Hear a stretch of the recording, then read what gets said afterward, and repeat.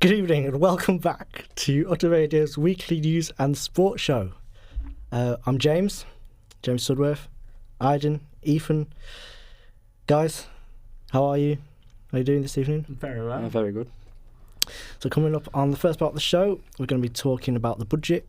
It's going to be an in-depth look into all the bits and bobs surrounding the budget, what's come out of it, as it was released by Chancellor Rachel Reeves yesterday, what the drawbacks, the benefits. Then in the second part of the show, we're going to be moving on to sport. We're going to be discussing the Ashes. Cricket, will England ever win in Australia? Looking back at some of the Premier League results from last weekend, the Salford news, and then looking ahead at the penultimate F1 race of the season.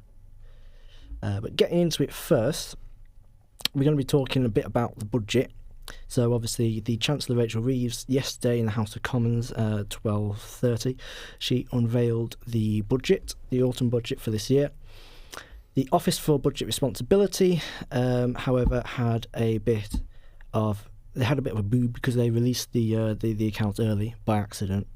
So it was all leaked to the press before she actually got the chance to present it herself. So what we found out is that tax thresholds, which will be frozen for another 3 years from 2028, that means that at the point that people pay high taxes will be held. But what it does also mean that if they earn a pay rise, it could be dragged into a higher tax band. But overall, this will raise about £8 billion. But at the same time, though, the minimum wage is going up as well. So it's sort of in terms of taxes in that sense, it's quite swings and roundabouts, really. I mean, do either of you work? Are you working, Ethan and I? No, not at the moment. Not at the moment. Not No. currently. Have you had jobs in the past though? Yeah. You've done jobs like that. My first job was in KFC. Good On place. I can't remember how much I was on, but they kept on giving me holiday pay after I left for a couple of years, which was nice. But the whole point of the budget this year was trying to ease the cost of living crisis that has been, or the pressure, the cost of living pressure, which has been on families in this country basically since the end of the coronavirus pandemic. So what we've had is a average energy bill which has been cut by £150 from April. We've also had, I don't know if you saw the news the other day, we had the rail freeze on the rail. And as I've just mentioned, the national wage and the national minimum wage increased. And 16-year-olds on apprenticeship will see an increase to £8 an hour, which is a sort of 6% increase. So what do you think of that? Just those initial thoughts there. Do you think that's enough? Do you think the government will be doing enough to help families feeling the pinch, so to speak? I mean, there's definitely some positives to that. Like the rail car thing, I think is absolutely massive about that. It's first time in 30 years, isn't it? Yeah, that's frozen. Yeah. I mean, obviously for me as a student, I'm not sure about you, Adam, but having a rail card does help when getting trains. Yeah. But the fact that you've sort of got that peace of mind that, the train fares for me to go back home wherever in the country are not going to be hiked ridiculously, that's a big help, definitely. Yeah, because I mean, as students, like you say, we probably rely on rail quite a lot. It's far easier to get the train, for example, into Manchester city centre than it is to take the to drive. I drive, for example, and when you figure out parking, what have you. But there was always that lingering feeling in the back of your head that the prices, if they're going up and up and up, how sustainable will it actually be? So to actually freeze the rail prices would be a big help to a lot of people in the country. We were also talking about transport as well. I just mentioned cars and we were discussing it earlier. A new mileage tax, I suppose you could say, if we're going up the swings, here's the slide, for some people, I suppose, you could argue, on electric vehicles. So a new mileage tax will be imposed, and it's on the amount of time, amount of distance that you travel. 3p for every mile from electric vehicles, whilst plug-in hybrid vehicles will be charged 1.5 pence per mile. It will be expected this will raise about £1.4 billion for the economy. And what were you saying earlier, Aiden, about confidence in sales? You mentioned a point there how that might affect sales. Yeah, I think I'm very hesitant on this new mileage tax because it will just slow down the sales. I think it's gonna. They're trying to obviously. It swings and roundabouts because they're trying to make money in one way, but they'll be losing it in the other. So they've got to find a way to get a right balance. Mm. What do you think about manufacturing? Do you think that might have an impact on the economy in the future? I mean, it might potentially like deter people from buying electric cars. You know, if they've got the tax in the back of their mind. Obviously, the government are trying to push forward people buying electric cars more, better, a lot better for the environment. But yeah, I think like any form of tax, it puts people off regardless of how much or whatever it is. Yeah. Do you think though it might be a bit reactionary because people might think, oh no, I'm paying £3 per mile in my electric vehicle, or I'm paying 1.5 per mile in my hybrid, for example, and they might think in the back of their mind, no, better to have a flat fee. For my car, for example, mine is £20 for the tax on that.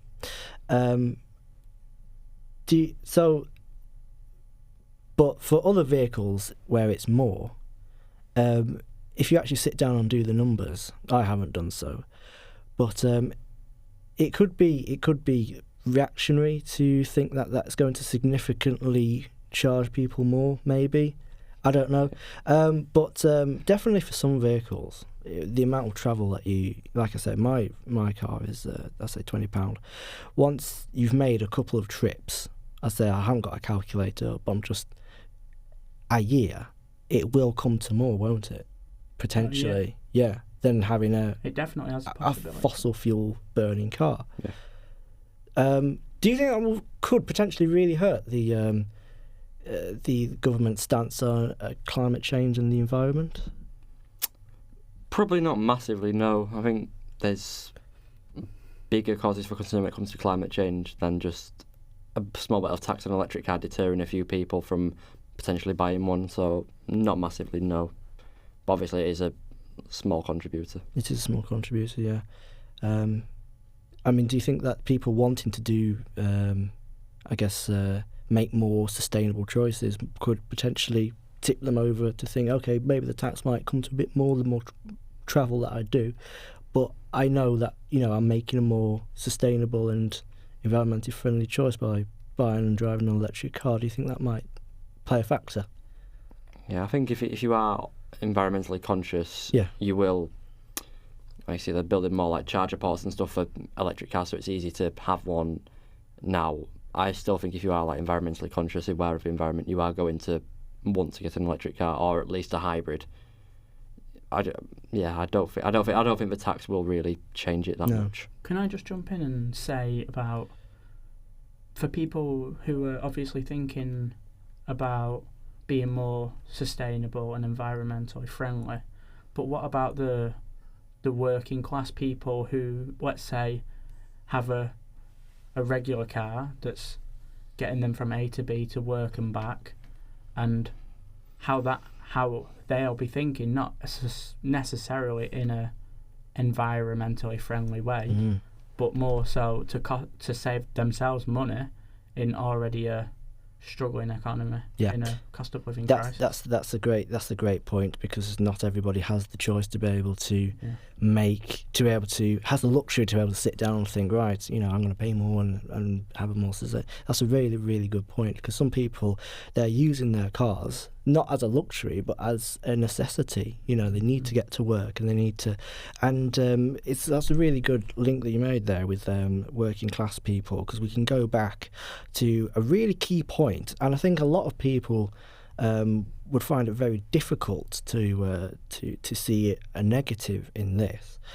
The 2-child cap benefit cap has been lifted, and it will be scrapped from April 2026. So essentially what that means is the cap, if you have 2 children, obviously you can get benefits for them, but more than 2 children you couldn't historically. That will be changing from 2026 April. The government says it aims to lift 450,000 children out of poverty. I don't know when it was imposed, but why do you think it's taken so long to lift that? Could be a multiple of reasons. I think, to be honest, it's a good thing. it's a good thing that obviously they don't want to go too far the opposite way to the point where it's costing them too much money. But I think overall, definitely leaving the 2-child benefit cap behind and making it more accessible for parents with maybe 3-4 children, and obviously the population as well is not, people aren't having that many kids, and that could potentially change the population because of this. Obviously now I think it'll be more beneficial for everyone, to be honest, if the government can afford it, that is. Fertility rates are actually the lowest on record, and they've been declining for a third year in a row. So you are right about that. People are probably losing confidence in the idea that if they have children, they'll be able to look after them, the state will be able to look after them. But it was introduced by the 2-child benefit cap was introduced by George Osborne when he was the Chancellor of the Exchequer, and he was the when we were all kids back in the early 2010s, when the government came in, when David Cameron was Prime Minister, if you remember that, he was his Chancellor. So it has been around for quite a long time, if that was the case when he was Chancellor. But the news is that that's going to, as I say, bring 450,000 children out of relative poverty. In addition to that, as I say, we're going to see the minimum wage rising. And we're also going to see more public investment in the NHS. For example, they're going to be cutting waiting times with that. But they've said that or hinted at it for years, and in theory, like, you put it into practice, like you go to the doctor's hospital, you're going to be waiting a while, so it's not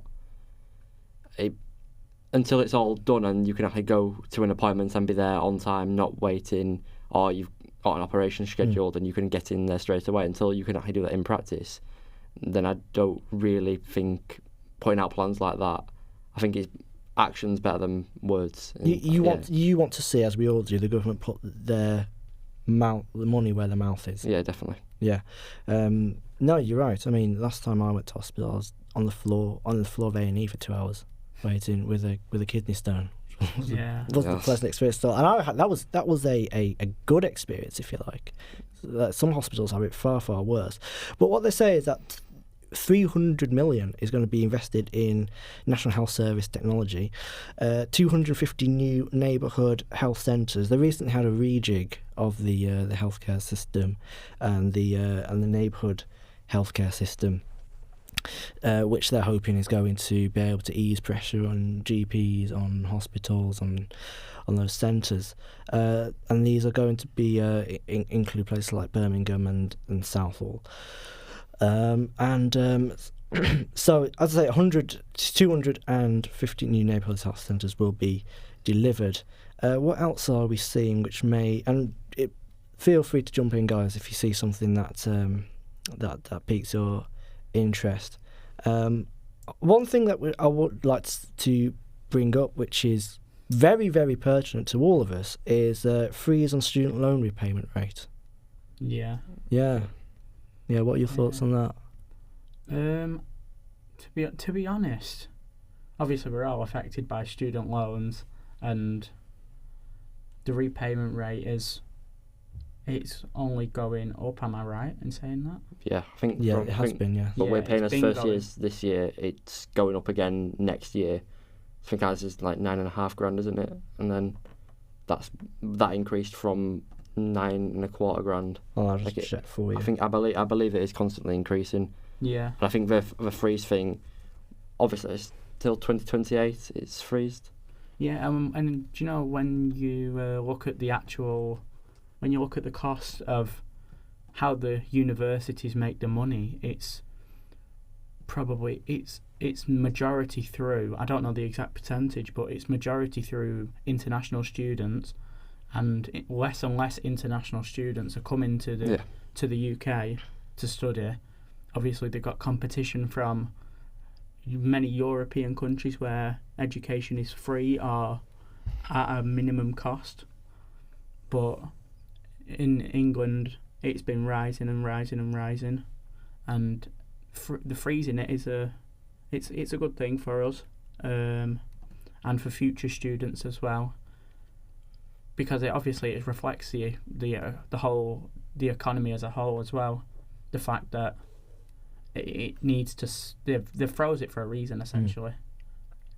We need to get people into higher education in order to get them into the higher paying jobs, and the better educated a country is, the better workforce it is. The more people working, obviously, the more people who can pay into it, and also the more people who can look after themselves. So it's a sensible move, because the long term, if you give people more confidence to go to uni, hopefully it will be able to come back to the economy and be able to come back into the system later on. Instead of taking, people can actually start putting more in, which is what has happened. That has happened since the 1990s, when more people started going to university. So it's a try and prove method that education does lift people up. But I suppose something that might be a bone of contention for a lot of people is the new mansion tax. Have you both had a chance to have a look at that? If you're not familiar with what it is, the most expensive properties in the country that are worth more than $2 million, people will have to pay more for the privilege of living there, basically. Okay. It's basically a property tax. 2,500 for those worth 2 million to 2.5 million, and then up to 7,500 for homes at £5 million. Yeah. Could you argue that might be? Some people might see that as unfair, maybe. What, as in like unfair that essentially the rich have to give to the government, give to the poor, and are essentially punished for being of a wealthy. Yeah, it definitely can be seen as unfair. I mean, some people are born into wealth, obviously, but others have worked their way up, and then to sort of then being given a drawback on that, you can see why a government would want to do it. I can see why some people would want it to happen, but at the end of the day, if you've worked your way up to that sort of stature, why should you sort of be punished for it? You should sort of reap the rewards more than that, definitely. Can I just play devil's advocate here? But I'm thinking about the people who aren't living in these £2 million mansions, and you need to think about, rather than being selfish, I know it's a capitalist society what we're living in, but you need to think about people to give the whole of society a better chance to succeed. Needs to be, if you tax the people who are living in these mansions, it's more money that the government can use elsewhere to make the society more balanced and give everyone an equal chance, not just these rich people keeping the money for themselves and buying more stuff and more stuff. I think like what Ethan said, though, if someone has pulled themselves up by their bootstraps, so to speak, and they have earned their wealth, and then suddenly they come along and a government comes along and says, right, you're living in a £2 million mansion, you have to pay to live in that mansion, pay extra to live in that mansion. You can see why figures on the right of the right wing might and have come out against certain things. For example, the Conservative leader Kemi Badenoch has said the budget is, these are her words, a total humiliation. This has been the most chaotic lead up to a budget in living memory, with resignation and hostile briefings. Now, she didn't actually comment really on the budget there. She was more talking about the build-up. But the leader of Reform UK, Nigel Farage, said that the budget was an assault on aspiration and an assault on saving, which, again, that's quite... that's a little bit reactionary, you could argue. I mean, they're trying to just imply that some of the stuff like the mansion tax, other stuff on the budget, well, for them it's probably seen as communism. That's what it is. That's basically what it is. Yeah, absolutely. The Prime Minister has defended it, and obviously Rachel Reeves, the Chancellor, has said that ordinary people pay a little more following the two-child welfare cap being scrapped and tax raising. She said, I'm asking everyone to make a contribution to live in the world as it is. Would you say that's a fair comment? I mean, there's no right answer on how to run a country, really, is there? No. No, there isn't. I can see where she's coming from in that, but I can also see how sort of more right-leaning politicians are definitely against it. And Keir Starmer said that the tax raises and spending was fair, responsible, and necessary. There have been concerns that the budget will fail to stimulate economic growth, though. Economic growth is only at 1.5% GDP, yeah? And actually there's going to be a 2.6% increase for GDP spent on the defence budget as well, which you could probably argue is probably a sensible move, considering we've seen the war in Ukraine, Russian aggression from other nations as well, which is ongoing. We are living in quite a difficult, I could say, geopolitical era at the moment. So some would say that's a sensible move. Just in one word, how would you summarise how would you say the reaction to the budget has been? If you could just say, if you could have a word or a sound that would summarise it. I think you said it before when we were talking. I think you said divisive, and I'd have to agree with that. I'm not going to go out on a limb and say, it's not bad. It's it's not an assault, as Farage would say. But I'm also not going to be gassing up the Labour Party, gassing up Keir Starmer, gassing up Rachel Reeves as well, when some of it's just common sense as well. Like some of the stuff, I think when Keir Starmer was elected, some of his big things were about economic growth. So it's a bit of a letdown when 18 months, nearly 2 years into his leadership, it's only at 1.5%. I don't think there's a right answer to it other than divisive. Divisive. What about you, Aaron? Short-minded. Yes. How are you? If I had to summarise it, I think the best way for me is meh. Yeah. It's very meh. Not the best, not the worst. Could be a lot worse. And on that note, shall we move on to a bit of sport? Yeah, of course. Yeah. Let's do it. Shall we do that? Yeah. Online, on your mobile and smart speaker. This is the Utter Radio News and Sports. Brilliant. Well, hopefully this will give us plenty to talk about. But I have to say, thank goodness Premier League's back. Yeah. Thank goodness. To be fair, the international break recently wasn't bad. I mean, Scotland qualifying, Ireland reaching the playoffs. It wasn't terrible. No, it wasn't terrible. As far as international breaks go, obviously. Yeah, club football. Yeah, but it's not club football. No, it's not club football. And what a return it has been. We see Liverpool currently sitting 12th. Where we got United in 10th, and having lost the other day to 10-man Everton. What else have we got? We've got obviously my beloved Villa up in 4th. Yeah.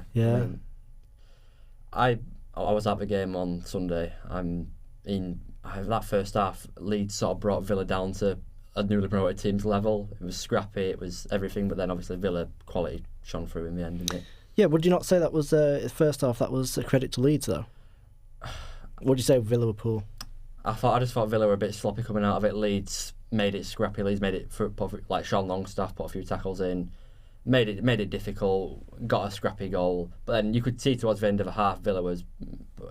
You've just got the quality of a Europa League Champions League team, and you saw that Unai Emery much more tactically quick-witted than Farke, bringing on those changes at half-time, because it wasn't like Digne or Buendia were terrible. He brought those players on, brought Marlon on straight away, squares it to Rodgers. Rodgers scores, and then poor keeping, poor wall positioning for that second goal. But come on, it was a brilliant free kick. It was a great free kick. It was not far enough in the corner, no chance. Joe Hart broke it down. Because I think you've been quite harsh on your keeper, because he broke it down. It was a really hard free kick to guess the direction it was going to go in. But it didn't have much pace in it. He did well to get up and over, definitely, but it didn't have much pace in it, and it was nowhere near the corner. I just think he organised the wall very poorly, and then left himself sort of scrambling. I think he just fell into the back at net, didn't he? I think it's less on the wall. It's less on the keeper and more on the wall. And I know the keeper does organise the wall, but to a certain extent, do you not see that? Oh wait, we're too far over here. We need to go a bit that way. Well, look, as we're going to get into it, we're going to talk about obviously a bit more of the Premier League, and we're going to be talking about cricket and previewing the Qatar Grand Prix, talking a bit of F1. But if we go back to the most I guess the biggest story coming out of the Premier League, it would have to be the champions stumbling out the... Well, they didn't exactly stumble out the blocks, but recently they really have been stumbling. They really have been poor. They're also 13th in the Champions League as well, so they're not having a good run in Europe. Last 5 games, lost 4-1 to PSV last night, and then before that 3-0 to Forest, and then before that 3-0 to Manchester City. So that's 6 goals conceded in the Premier League, none scored. What's going on there, do you think? Well, the last 3 games in all competitions, they've lost by 3 goals every single time. 2 3-0ers and a 4-1. Oh yeah. One of them I was at in the City end when we beat them 3-0, which was nice. I just think this season with Liverpool, I think they've come off the rails, and you know what? I think it started at the end of last season, and not many people would have said this, but I said it, and I truly believe when Slot was partying in Ibiza, when the season wasn't even over, the players were on holiday during the season, when they'd already won the league, and then this season you can see it. How many results did they have at the start of the season? I think five wins in a row. Where they won in the 90th minute or above. I think they won 5 in a row, and it was, apart from the Everton game where they went 2-0 up and Everton pulled one back, I think the first 4 games were all won by late goals. Yeah. But I think it comes from like you said, definitely from the end of last season. They got complacent. The league was wrapped up by February. They not got knocked out at Champions League like in, was it last 16 by PSG? Yeah. Yeah. Definitely just got complacent towards the end of last season. Spent big in the summer. Don't really... Like, 125 million for Isak, 107 million for Wirtz. They've both really struggled, and I think that's because Wirtz at Leverkusen, the main man, Isak at Newcastle, the main man, they both built teams to suit their playing styles, whereas at Liverpool they tried to merge them all into one. Kirk has been another poor standing at left back. Do you think you could argue that Arne Slot has tried to mend what wasn't broken in the first place? Because Jurgen Klopp left him a brilliant side, truly brilliant, well-oiled machine, which stumbled in his final season, but overall, he had a brilliant side. Well, yeah. I think in terms of the signings, I think that's got down to do with Michael Edwards as well, who was upstairs in the club, the director, the controlling all the transfers. And I mentioned this on a show earlier in the week, how he had a falling out with Jurgen Klopp. He wasn't there for his last seasons, and he's come back to Liverpool now. Slot's come in, and Jurgen Klopp left. And we've obviously seen the signings this year haven't quite worked out. And I do just think, it's all good when the new signings get going. Like at the end of September, they were on 15 points. And do you know, when you come to it now, they're on 18 points. And we're talking so the people 3 points. 2 months down the line. Yeah. I think they're bottom 3 of the form. I think Liverpool, Leeds and Wolves are the 3 worst teams in the Premier League in terms of form at the moment. Yeah, they've lost 9 of their last 12 in all comps, which is just... I actually watched a video of Liverpool fans reacting to their loss last night against PSV, because the first goal was a penalty. Did you see the handball for that? No, I didn't. Van Dijk, he was playing volleyball. So what the argument was that he was claiming that he'd been pushed, so he couldn't control where his hands went. But they were saying the fans were saying he should be stronger in that situation. Yeah, he's a big lad, is Van Dijk, and he's got to do better. But Liverpool fans are really upset with him, and they're really upset with Salah as well, because I think he was blamed for one of the goals as well for not tracking back properly. Yeah, but he's never really been one for defensive work rate. It's always attacking output from Mo Salah, which he's been one of the best in the world at. I mean, how old is he now? 33, 34 even? It's 33, I think. Yeah, he's getting on a bit. He's still able to score. I reckon he'll still get 15 to 20 goals in the Premier League this season, mainly penalties. But I just think as an actual team player, I don't think it'd do Liverpool any harm just to rest him occasionally. Start Chiesa or something like that. Do you think Salah he's not that sort of player and person to be... He's hungry for records and goals, and even at his age, that's why he's still going. Yeah, but He's had his best season of his life last year, and when he's older, he keeps getting better and better, and he's pushing himself. I don't think he'll want to be dropped. And just like coming on to, I think with Salah and Van Dijk, well, personally, just with Salah, I don't think Slot wants him. I think he's not a Slot player. Slot is a manager where he's more like a Pep Guardiola style manager rather than a Jurgen Klopp. He wants to play nice passing football, and you've seen that with the players he's brought in with Wirtz, who's not. He's a nice player, but he's not physically. He's not physically adapted to the Premier League yet. I mean, he's shown glimpses, but he's not there yet. Isak is a Premier League proven quality player, and it's not happened. Because I think on Isak, I think at Newcastle he had players like Harvey Barnes, Jacob Murphy, who would play like run down the wing to get a ball into him, to use him as a focal point in the attack. Whereas Liverpool, like Cody Gakpo, Mo Salah, they're players who want to score goals and create stuff in their own right rather than tee up like a main man. Sometimes it's easier for a star player to be one of only one or two in a side with more average players than a bunch of Galacticos together, isn't it? Because when you've got... It's like, for example, I'll go back when Grealish was at Villa all those years ago. Yeah. He was the main man. Everything went through him. So it was easy, in a way, for the players around him. But especially when you brought so many new players... Because Liverpool I think they've broken the world record for the amount of money spent on transfers. Over 400 million, definitely. And you've got Ekitike, like we said, Wirtz, Kirkes, Frimpong, and Isak, like you mentioned before. Then you've already got quality players there like McAllister. You've already got quality players there like Salah and Gakpo, who they are probably looking at this and thinking that they won't want to have their place stole off them by having just won the Champions, the league title as well. But I heard a video last night, and this was an interesting point. Do you think it's possible that perhaps, obviously, Diego Jota died in pre-season? Yeah. Do you think that might be playing on any players' minds, affecting performances? Yeah, I think definitely. I think if you just put it into more human terms rather than high-paid footballer terms, if you play football week in, week out, one of your mates, one of your teammates suddenly dies, you are obviously, whenever you play football, you're going to be thinking of him. Yeah. And obviously, as well as Jota's very unfortunate, no one planned for that whatsoever. I think there's been too much change, like too much turmoil, too much change over the summer from a very happy environment at the end of last season. I mean, a title parade and everything.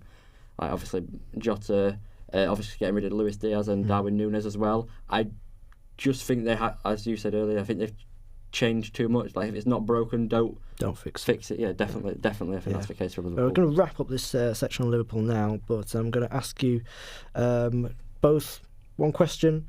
Liverpool's next 5 fixtures: West Ham, Sunderland, Leeds, Inter in the Champions League, and Brighton.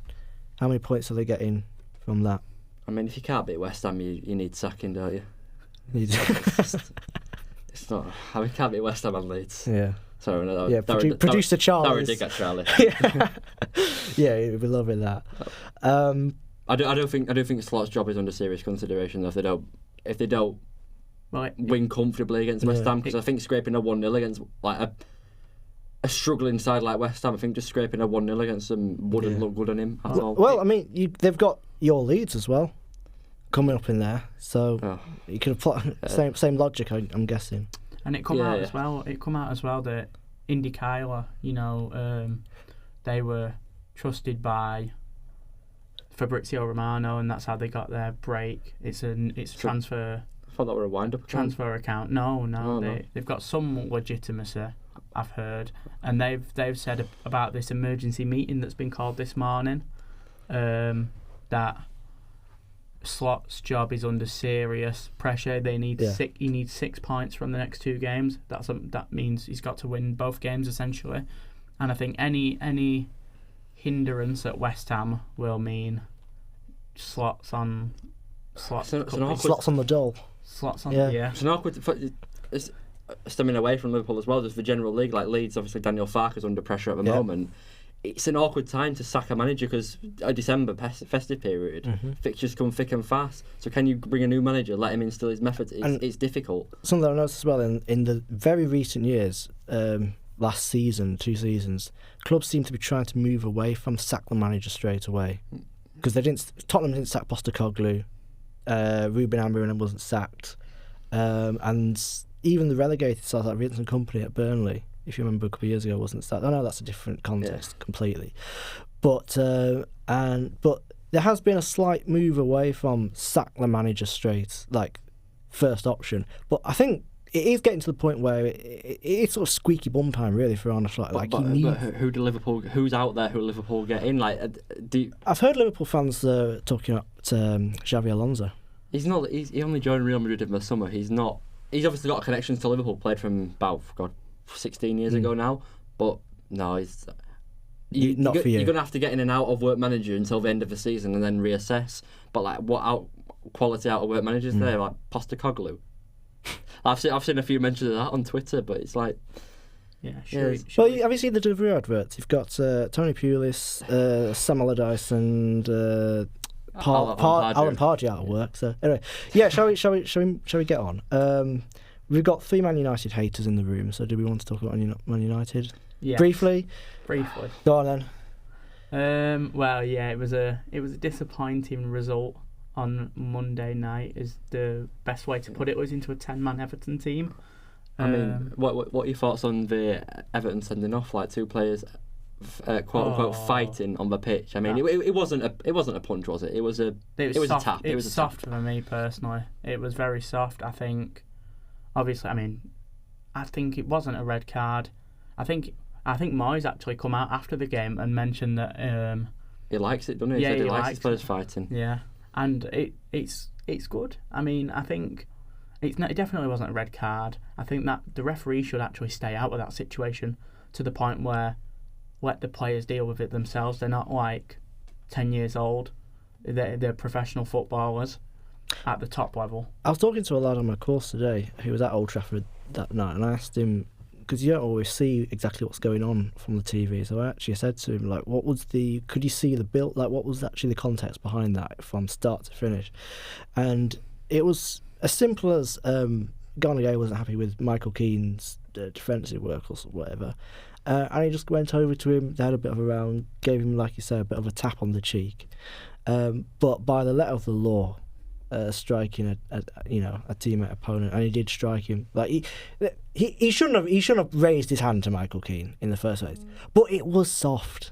Yeah, it was very, very, very soft. Well, I think it's all been laughed over now because today come out a video of Michael Keane and Garnier in training. Yeah. Play fighting almost. So I think it's been glossed over that in terms of the Everton camp. I think that would have been different if they would have lost, though. I think if they would have lost, David Moyes, he's let's say a bit of a grumpy manager, and I think if Everton would have got beat after that, he would have been fuming. Yeah. But what do we make of Man United though? Seriously, it's so inconsistent. Do you not think? I mean, I don't know if you're aware of Manchester United content creators there, so they get. I think it's a lot of Premier League clubs are emotional clubs. Like it's reactionary. Football fans are fickle.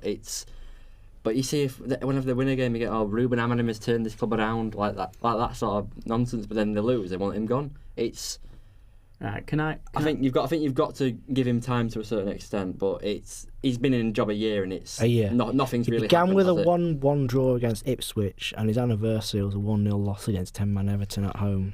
Yeah, I mean, I think personally, and I'm a City fan, so I'm actually sticking up for United here. Which is, I know, shock.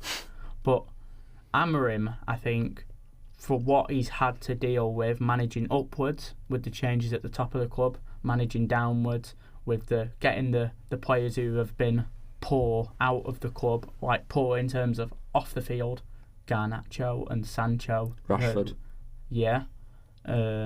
All the troublemakers that you would essentially call. I think he's managed upwards very well, he's managed downwards very well. I think the results are improving, certainly. And the thing with the English media is everybody's got an obsession with 3-4-3. What nobody mentions a formation. like it when it's anyone else. Like if City play 3-4-3 half the week, but it's disguised as a 4-3-3, nobody even bats an eyelid. We've had Conte teams win it. Many managers have won the league playing that system. That system, when it's done right, is one of the best systems in football. Whether Amorim can do that, only time will tell. But you've got to give him that time to develop a squad, and you can see that with the players he's bought. There's sort of like I think the signing of Cunha from Wolves he looks like he's really enjoying it. He looks like he's enjoying it, and then Mbeumo brings Premier League quality as well. He'll get more goals, which is what they lacked last season. I think you've just got to give the manager time. Yeah, you're going to have bumpy results here and there, especially at Christmas when you're playing every 3 days. But we'll just see how they fare over the next few games. Obviously, they've got Crystal Palace, West Ham, Wolves, Bournemouth, and Aston Villa. How many points are they getting from that run in there? I think at least 12. At least 12. So like 3, 6, 9. They're winning 4 out of. They'll win at least. They'll win as 4.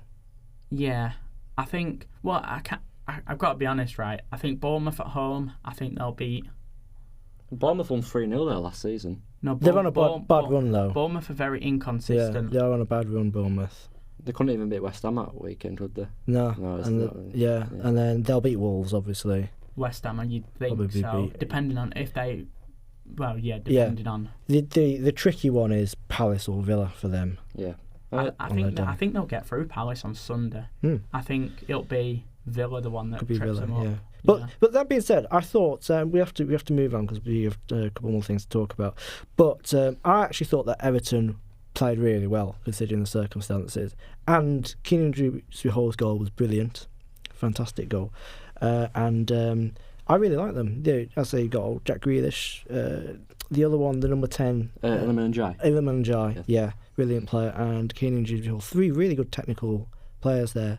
I think Gana Gay he's a good player, but he's getting on now. I remember when he was at Villa, he's about 36, isn't he? Brings that experience. He does bring experience, and but the back line, Keane, Tarkowski, Pickford, brilliant. Mikolenko, really good player. He's developed into a good player, and who's the right back? Jake O'Brien. O'Brien, yeah. But Seamus Coleman started the other night, didn't he? Yeah, he had to come off after a couple of minutes though. Yeah, but no, they're a good side, and David Moyes got them playing some really good football. I think with David Moyes, you're always going to be safe. Yeah, he'll have them. He's very solid. Yeah. I wouldn't be surprised if he does a repeat of West Ham at some point. Builds up to it. I hope so. I think he will. You know what, Everton are now the big club in Merseyside. So, yeah. Right, shall I scream at us to get onto the cricket? So, any cricket fan? Either of you cricket lads? Not especially, no. Okay. And I know England are doing terrible at the moment in the Ashes. Got beaten by 8 wickets. They got off to a good start. Yeah, but initially. In the end, it was a bit of a. Hence why they're now doing extra training sessions, I believe. Did anybody watch Brisbane. it live? Did anybody stay up? No. I did see bits. I seen bits, but. So I'll summarise it. Travis Head scored 103 off 83 balls and got 100 off 69, the second fastest ever Ashes century. And he switched roles to replace Usman Khawaja. Is that right? Yeah. Yeah, and opened for Australia in the second innings. He told the BBC that I feel like there were moments when I could open the batting at one stage. We had a few options. I was pretty keen to go out there. I knew the short pitch stuff was coming. I thought if I could go out there and get a good start, I could make it easy for the guys behind me, and it worked perfectly. Not what you want to hear from the Australians. So why don't you think Bazball's working? Well, in Australia, it's all about the speed, isn't it? It's all about the fast ball. I think, obviously, the pitches are bigger. That makes a huge difference. And then the crowds as well. I think Australia, they just... It's a religion in Australia, cricket, isn't it? It is. It's massive. Whereas obviously in this country, it's what, 3rd most popular sport? It's actually our national sport, technically. No, not technically. It's officially our national sport. But if you go on the street, you're more likely to spot a football or even around here a rugby fan than a cricket fan. Absolutely. Yeah. Let me see. I'll read some more stats. Well, I mean, they got beat in 2 days, which was not what you want to see from an English perspective. It was, I know people who had tickets for the 4th and 5th days just lost all that opportunity because it was essentially done. Yeah, but I think they're used. England's Barmy Army. I think they're used to disappointment, especially when the Ashes are held in Australia, because England never seem to. Yeah, but this win was them. this was the chance. That test, the first test, this was the chance. This was the worst Australia have looked in probably about 10 or 15 years. I think it's just. I think we had a golden opportunity here, and I know. Obviously going to Australia is going to be tough either way, but we had the chance of a lifetime, really. And Ali Pope, Joe Root, Harry Brook, they did a bit of a Jurgen Klopp and talked about the pitch affecting batting. I suppose you could say that the pitch is the same condition for both sides. Yeah, it's clutching at straws. Wow. Really, Yeah. isn't it? It's excuse me. And Brendan McCullen, speaking to TNT, said, "I'm a little disappointed today, obviously. I thought 200 was a pretty good score for us to try and defend the last innings." But he talked about Travis Head, and the way he played was absolutely outstanding. So, so there you go. Travis Head was, what a player. I mean, the second fastest Ashes century. I mean, that's just ridiculous. He got 123 off 83 balls and got 100 off 69. So, I mean, it was. What do you think? It was an amazing performance. I didn't watch it. I just sort of saw the reaction on social media, sort of thing, to it. Yeah. Do you think Australia will win again, the Ashes? Yeah. Yeah, for sure. Well, I mean, as I think I mentioned it earlier, but do you see the thing today about England having extra training sessions in Brisbane, and that's been criticised by a few? It sort of seems that they're a bit unprepared for it. It just doesn't seem like it's going to be England's series, to be fair. yeah. Well, the next test is a day-nighter. Yeah, which is going to be Savage Gabba, isn't it? Yeah, it's a day-nighter, which is basically where they use the pink ball. And essentially Australia never lose them. So, good luck, lads. Yeah, I think Australia have won 13 of the last 14 day-night tests, including all 3 against England. Former captain Michael Vaughan said it would be amateurish if England don't go out and practice between now and then. I think we've got it all to come. I think people were reacting to the last test poorly. And I think it could get even worse if we need to really be on it. Yeah, it could do. So into the last couple of minutes now, and we probably should have devoted a little bit more time to this, but the Qatar Grand Prix is on Sunday, I believe. Yeah. Let me see. We've got 2 races left of the season: Qatar and Abu Dhabi, and it's actually pinching up to be quite nicely there at the in the Drivers' Championship. Max is 25, won in Las Vegas last week, 25 points more. George Russell came second. The big news, obviously, the McLaren drivers were out, disqualified. How do you think that's going to affect morale within the team now? I mean, obviously Red Bull have won the last 4 championships, haven't they? So might sort of play into like Lando Norris's head that maybe this isn't meant to be. Maybe it's Red Bulls again to take him. But it's more so the experience as well of Max. Yeah, definitely. It's like, obviously there's 24 points in it now. Lando leading with 390. Oscar Piastri and Max Verstappen both on 366 now. So it's gonna be very tight these last 2 races. I think the disqualification is just opens everything wide up. It just opens everything up. I think it's going to be such. Psychologically, that probably, I imagine that would have destroyed them. Because if I was Lando Norris, especially if I'm Oscar Piastri now level on points with Max Verstappen. And Piastri had such a blinding start to the season, been reined in a bit. I'm thinking now I'm level on points with basically the Erling Haaland of Formula One at the moment. If Red Bull and Manchester City, he's like the Erling Haaland. Yeah. And he's going to have to fend him off in 2 Grand Prix to come. Well, I mean, you know why they got disqualified in the first place? It's because the race skids were like minimal it was. I think they have to be 9 millimeters. 9 millimeters. Yeah. Yeah, and Norris's car was 8.88, so it's literally like less than a hair, Yeah. like just tiniest margins. But if you think, do you think that might lower morale in their confidence in their team, in the their actual engineers? team, yeah, That could That's play the on job, their isn't it? minds. Yeah. That's the job. I think. Yeah. That's on the engineers, isn't it? They got them disqualified from that. That's not the drivers. No, it's not the drivers, and Yeah. they should have. Obviously, they do it before the race, and after the race they do checks. Yeah. And it's whether they've got to find a way to keep it this at that level where it's Yeah. what the FIA want, Yeah. essentially. Well, look, we're coming towards the end now. Last 2 minutes, but before we go, who's winning the drivers' championship this year? I reckon Lando Norris comes across as confident. I reckon he will see it out this year and end Red Bull's succession. I am just always support the underdog, and I know he's not the underdog in the past, but he's the underdog this year, and I love the way they'd never give up. I'm going for Max. Never say die. No, Max Verstappen, and I mean Norris and McLaren finished the season quite poorly, particularly in Qatar. So we'll wait and see what happens this weekend.